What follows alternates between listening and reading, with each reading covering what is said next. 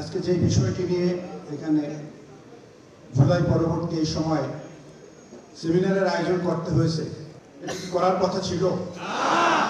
আজকে আমাদের স্মরণ করার কথা ছিল এখন যে জুলাই বিপ্লবের পরে যাদের রক্তের উপর দিয়ে যাদের প্রত্যাশার একটি নতুন বাংলাদেশ প্রতিষ্ঠিত হবে, যে প্রত্যাশা আমরা করেছিলাম যে একটি নতুন বন্দোবস্তের বাংলাদেশ, আজকে সেই বাংলাদেশ গঠনের পরিবর্তে আজকে আমাদের জুলাই সনদ নিয়ে গণভোট নিয়ে কথা বলতে হচ্ছে। আজকে যারা ক্ষমতায় আসীন হয়েছেন, ১৫০০-এর বেশি ছাত্র জনতার রক্তের উপর দিয়ে যারা শাহাদাত বরণ করেছেন, ৩০,০০০-এর বেশি ছাত্র জনতা আহত হয়েছেন, কারো চোখ হারিয়েছেন, কারো হাত হারিয়েছেন, কারো পা হারিয়েছেন, যারা এখনো সুস্থ হয়ে উঠতে পারেননি। সেই সময় আজকে আমরা বেমালুম তাদেরকে ভুলে গেলাম।